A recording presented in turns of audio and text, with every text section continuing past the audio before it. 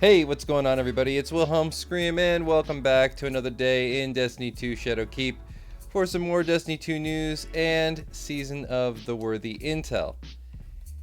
And in this video, we are going to be discussing the FELWINTER'S Lie quest. It is new to the game, it is now available, and some glitches and cheeses therein by that you can take advantage of, as this is going to be quite the grind, and it's not going to be just you this time, it's going to be the whole community.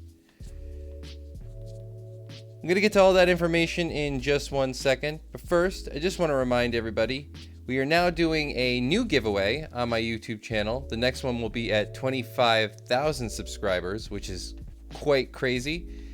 All you have to do to be entered into that giveaway is like the video, subscribe to the YouTube channel, turn on the notifications, the bell, right next to the big red subscribe button, and follow me on Instagram or Twitter.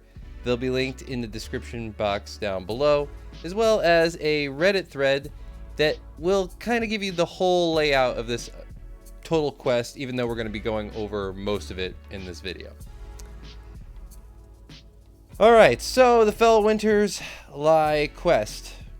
First thing you're going to want to do is go to Mars, and Anna Bray will have this quest for you, the Lie. And as you can see, it requires you to do Seraph Tower public events on the EDZ, the Moon, and Io.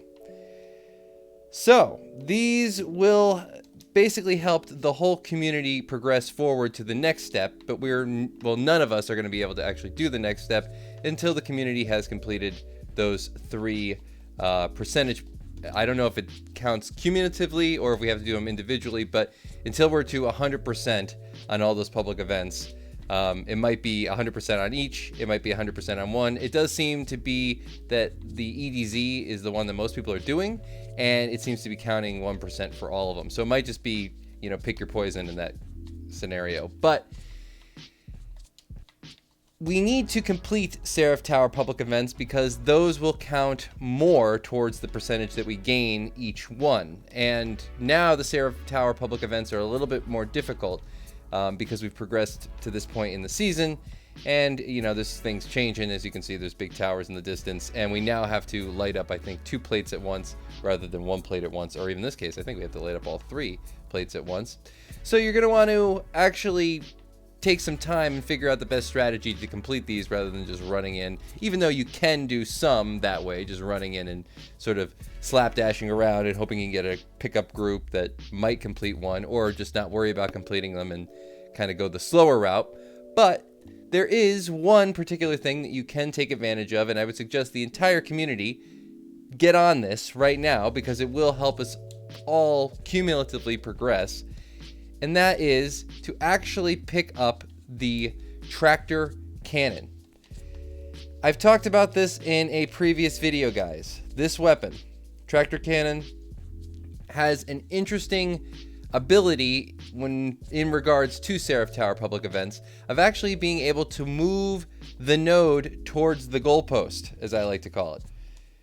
This works by when somebody actually throws a Seraph ball or Seraph Tower ball, whatever you want to call those things, the things that drop from the actual plates, into the big glowing ball up here that slowly drifts towards the goalpost. You can actually go up with the tractor cannon and shoot it, and it'll move it a whole other peg as if there was another ball thrown into it. And I've seen more than one person do this at a time. So as you can see here, boom, I just move it, boom, I can move it again. It's usually once somebody's thrown it in. So sometimes you can actually throw your own ball in and then run up and do it. But it basically will help us all progress through this step a whole lot faster, as I'm sure that most people hate the fact that they're confined to the speed of the community rather than just their own ability to farm out or grind. But you see right there, if you see it basically trigger a damage point, that means it worked. If you get the little crosshairs to come up that actually show you whether or not you've done damage to an object, boom, you're doing a good job. So everybody should be rocking this because it basically lets us do 2-for-1 ball inputs, whatever you'd like to, or you throw the balls. I guess that's an input. Beyond that, let's just briefly go over the other steps to this quest. Now, they were leaked on Reddit, so again, I will provide that Reddit article or thread down below. You guys can go read on your own. But essentially, they go as follows. I'm going to be reading this off here, so bear with me if I mispronounce anything. But here we go. We have, after we've completed the public events section, we have to return to Anna Bray.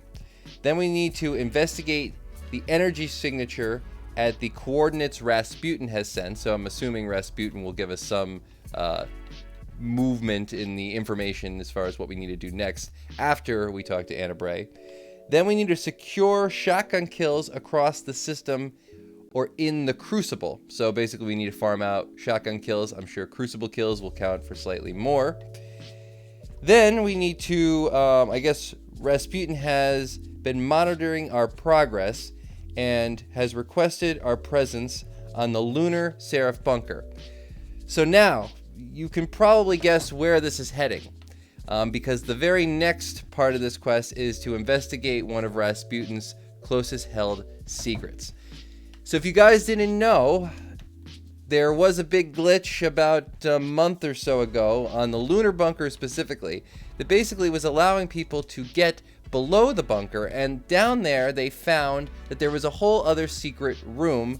I'm sure most people know about this, with a big sort of Rasputin looking satellite hooked up in a theater. It was kind of cool, but the whole room was darked out. It was all black. You couldn't really see anything. You could kind of make out the line of the room and the objects in the room by using our ghost, or throwing down a well of radiance to see in the dark, or maybe even emoting as I was doing to explore the room. But you couldn't get in there legitimately. You could only glitch in there. We've speculated, the whole community has speculated what this room is actually going to be for. And it's apparently for, in my opinion, it's looking like it's going to be for the FELWINTER'S Lie quest. Because we have to go explore the moon, and there's going to be a big secret down there, and obviously that's there. It's in the right place. Seems like a big secret. Makes sense to me. I don't think it's that big of a step. So it looks like we will be returning to the secret bunker underneath the Seraph bunker on the moon, and we will actually get to see what that whole room looks like, hopefully, with actually lights on, and what the whole lore is behind it. There was, I think, another video. I'm not sure exactly who posted it, but I think I saw it on Reddit. That somebody said there is actually another secret corridor somewhere behind the big room in the theater that has the Warmind tower, or excuse me, the Warmind satellite, or at least the satellite with the big Warmind symbol on it, connected to all the other. It's sort of interesting. If people haven't seen this, I would suggest you go maybe just look up Warmind Secret Tower Moon, because the satellite in there, it's hooked up like Dr. Octopus, to all these different tendril wires that kind of go throughout the room, and then there's a big sort of Warmind computer console right in the middle of the room. It's a pretty interesting place, even in the dark.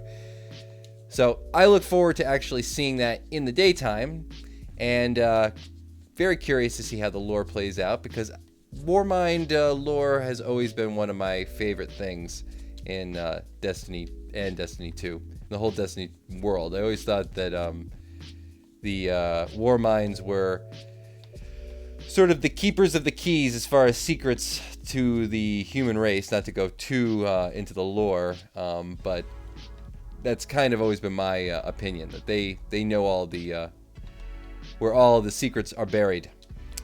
So maybe we'll get another little light shown in on that whole thing.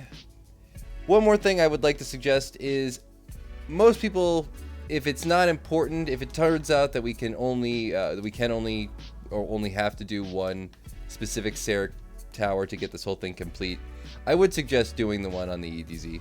Not only because it seems to be the easiest and the one most people are familiar with, but also because you can stack up some pikes on this specific piece of road right over here, and it blocks all the enemies coming down that street. So you just have to wait between public events for that, I think it's the Pike Gang, to show up, kill all the Pike Gang, stack up some pikes. Here they are. I think they're over here, actually. Oh, maybe they're not. I was looking at these guys. Anyway, that's going to be it for today's video, guys. For the secret hashtags, leave a hashtag FELWINTER'S lie, or a hashtag Season of the Worthy, or a hashtag Rasputin secret bunker. Something like that, you know, Rasputin bunker or secret moon bunker. Something with secret in it. I like that word. As always, I am Wilhelm Scream, and we, of course, will see you in the next video. Thanks so much for watching. Have a good day, guys. Little.